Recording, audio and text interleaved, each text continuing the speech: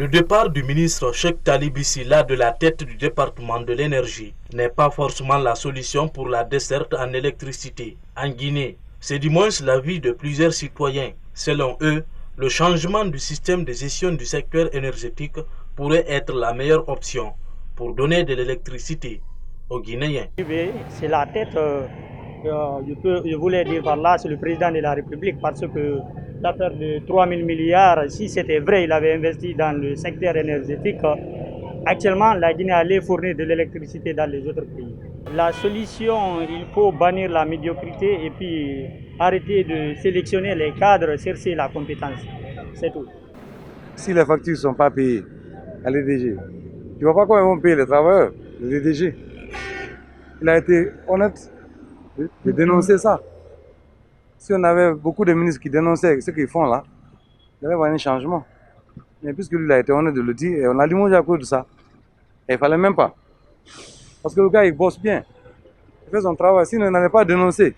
C'est en dénonçant quelque chose qu'on a une solution. Mais si on s'était dessus comme ça, ça veut dire que lui-même il est fautif, non? Pendant 3 mois, les Guinéens ne payent pas les factures de l'électricité. Une mesure du gouvernement qui vise à accompagner les citoyens en cette période de pandémie. Mais ces derniers temps, le courant se fait de plus en plus rare dans les ménages. On est dans un pays où franchement c'est autre chose, quoi. Sincèrement, ça nous désole. Et nous, les citoyens, nous qui sommes le bas peuple, on se demande alors qu'est-ce qu'il faut faire. Parce que ça fait 10 ans maintenant, 10 ans, on est en train d'assister à une gouvernance vraiment qui ne répond pas aux aspirations du peuple, surtout dans cette gestion de l'électricité. Donc là, alors il y a un problème majeur qu'il faut essayer de revoir. Il n'y a pas quelque chose qui fatigue les Guinéens plus que le problème de l'électricité. Nous sommes au mois de Ramadan. Vous vous levez à 4 heures pour prendre votre petit déjeuner, vous n'avez pas de courant. Et même quand vous vous couchez parfois avec les moustiques et la chaleur, vous avez du mal à dormir, tandis que vous devez aller au boulot le matin. Vous imaginez ce que ça fait? Donc si c'est un gouvernement qui est sérieux, à pareilles circonstances, je pense que ce gouvernement de Kassori devait démissionner pour donner la place à un autre gouvernement pour que ceux-là aussi puissent voir quelles solutions il faut mettre en place pour que les Guinéens puissent avoir le courant. Et il était changé, je ne sais pas si c'était avant-hier ou hier, mais aussi on a reçu encore des coupures de courant. Donc cela signifie que ce n'est pas la solution, ce n'est pas une meilleure solution.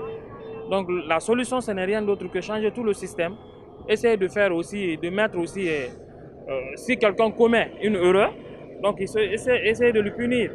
Parce que tout le problème, c'est l'impunité. Parce que quand un ministre vient, il fait de n'importe quoi, parce qu'il n'y a pas la punition. Donc il faut d'abord, premièrement, choisir une personne dynamique qui a pitié de sa population. Et aussi, la population guinéenne aussi doit payer la facture. Il faut qu'elle paye la facture. Parce que, moi, selon moi, je partage la responsabilité. Un, d'abord, c'est le gouvernement. Deux, c'est la population. Parce que si tu entends aussi l'État, c'est nous.